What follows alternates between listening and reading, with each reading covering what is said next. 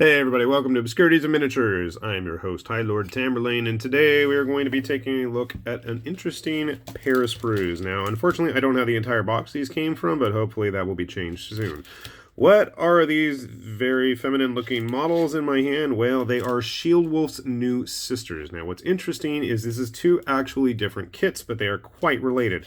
On the left, I've got, or maybe on your right, I don't know. We have their Scifi sisters, which are quite nice if you want some Sisters of Battle type stand-in. And then we have their Sisters of the Faith or something like that, which are their fantasy ones.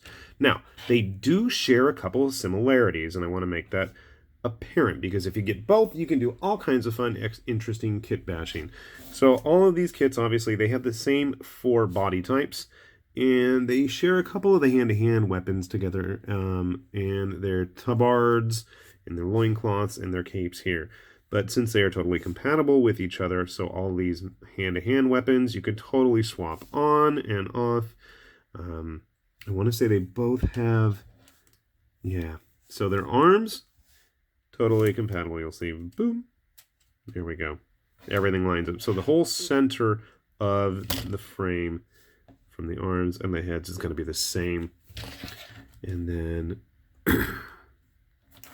for whatever reason, you have all of their loincloths on one. So technically, I have enough parts here from one sprue from each of the kits, and I can actually end up building 8 complete models for sci-fi, for fantasy. So I'm going to do that. Just wanted to go look at some of the parts on these before I start bashing them together.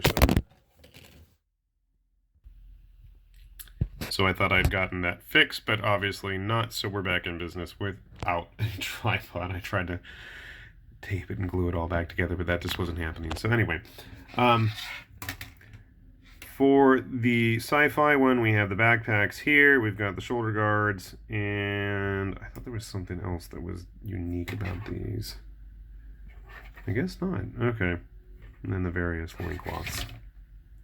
So the sci-fi one doesn't have a whole lot in terms of hand-to-hand weapons, but they do have some interesting special weapons, which I was kind enough to get from a friend of mine who doesn't like to paint, and he shall remain nameless.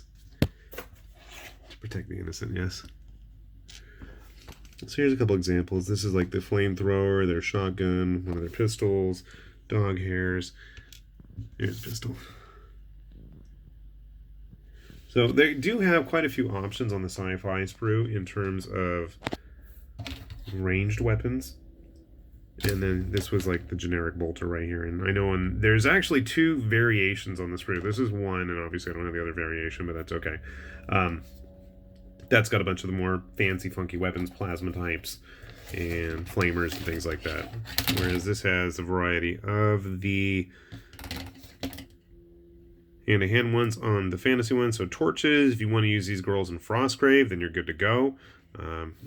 Mostly maces, big heavy mace, lots of swords. And if you have any of Shieldwolf's, gosh, I can't remember what they're called. Shieldmaidens, that's it. If you have any of their Shieldmaidens, they are totally compatible. I actually already kit bashed a few of them, sadly, and gave them to another friend of mine, and I don't have them handy to look at. And then you've got all their head options. I don't think I talked about the heads yet. Let's put them down so we can see. So you have a ponytail one. You've got plenty of fully enclosed helmeted ones, which is my favorite. But if you want to go with the traditional bob on the sister types, you're good to go in that regard. So, very nice amount of options. I think it's time I stop talking and actually build some so you guys can see them. What do you say? I'm going to grab some clippers and glue, and we'll see what I can bash together. All right. All right, we got our finished Sisters of Faith here. I finally put them all together. Excuse the bad lighting. It's been a while since I started them. So let's go over a couple of things. First of all, I had a very difficult time actually fitting the heads into the torsos. This was an issue as well with the Shieldmaidens, but it's not something that's going to be a big setback. It's just you need to file the nubs of the head where they key in down a little bit, and they fit fine. I'm not actually sure if I put the shoulder pads on correctly. One thing I do is when I start building, I don't really bother looking in any kind of directions or anything. I could have looked online, I just didn't bother. They look okay. I think it works okay. The backpack seemed to be a bit difficult to get settled in correctly, but once the shoulder pads were in, a little drop of glue in there worked out pretty well. Second big issue I had was the fiddliness with the arms. Now the hands themselves, this hand is actually attached to the gun. This hand that is cradling the stock there is completely separate and independent from the arms. So the arms are all one piece and the hands themselves are another. So that proved to be kind of fun trying to get everything angled on. I'm not 100% sure how the front of their loincloth tabard thing goes on. It doesn't really notch up that well, while the back actually went in pretty good. So, I'm not sure what weapon she's holding, so yeah, just fiddling around. I had to have one with a book. I don't like the pose, but that's more me than it is the model.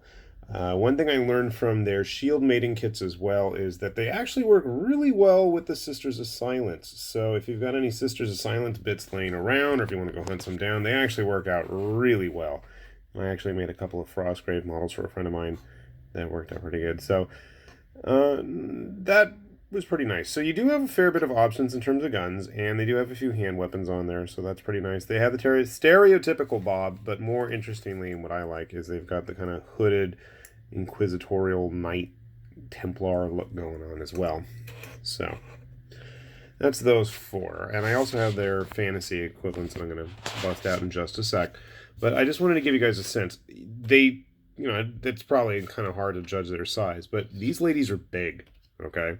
So here's a Primaries Marine, and he really doesn't have a whole lot of height over them. Whereas a regular Marine, you know, he's almost dwarfed by them, and he's on a much taller base. These, I don't know what kind of bases they actually come with. I know their fantasy ones had squares, but I did have a War Games exclusive. This is like the only Sisters figure that I really have. So just to give a good size indication. I don't know how well the light's picking up, so we'll put a unpainted one there as well, just to give a better idea. So the Shieldwolf models are a little bit larger, but you know, it's a totally different aesthetic, I guess. If you wanted to have them running as separate squads, that might be one thing. And I grabbed a human-sized figure just to kind of give a sense as well. So I mean, they're big. They're big compared to the humans.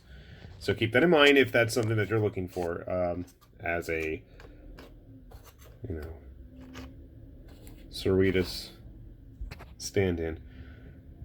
So at the moment, you know, they are the only plastic sci-fi Sisters of Battle type army available. So if that's something that's interesting to you, I'd say go ahead and check it out. I mean, I can't knock them. There is a lot of variety. I was not very pleased when I was building them, but when all was said and done, actually, I'm kind of satisfied with them. I think having other Shieldwolf kits available to tinker with, and especially with the bits, I think is really a key element. You're going to get a lot more bang for your buck with that. So that's the sci-fi stuff. I'll slide all that out of the way.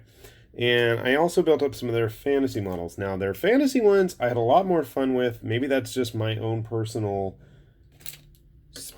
you know, feeling or whatever, but I thought that the fantasy ones were a lot more interesting to play around with building. So I have my dual hammer wielding one. They felt like they had more character, I guess I could say. But, you know, I'm going to be using these for skirmish games. Well, I mean, these ladies too are going to end up being skirmishing forces. So it's not like they're not going to be just a big mass of, you know, generic models. But I thought there were a lot more options available for the fantasy kit. And again, if you've got access to their Shieldmaidens, you've got a lot more bits you can really mess around with.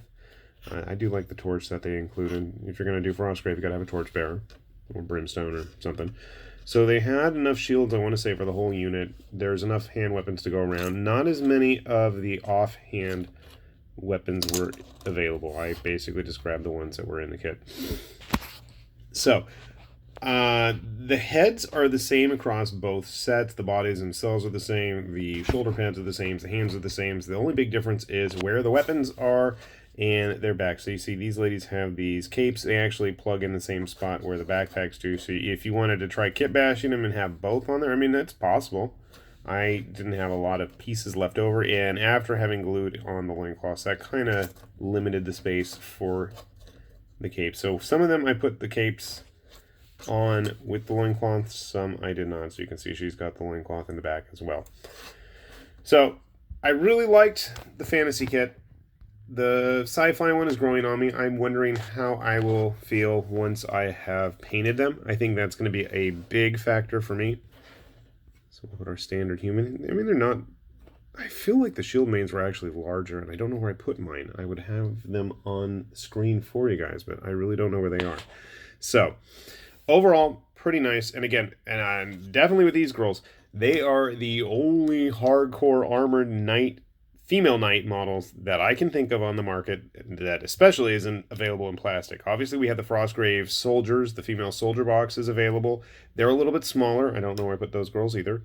But, I mean, if you need female knights, and especially if you want to part out a box with some friends, and I mean, you got a lot of options there. So keep that in mind. Check them out. It's always cool to help promote and, you know, give shout outs to companies trying to do something exciting and interesting, and especially to the little guys. So Shieldwolf, good job. I am looking forward to seeing what you guys have up next, and hopefully we'll see a bit more in terms of parts variety and spears. We need some spears already. So I'm going to let you all go. Thanks for watching. This is High Lord Tamerlane again with Obscurities and Miniatures. See you later.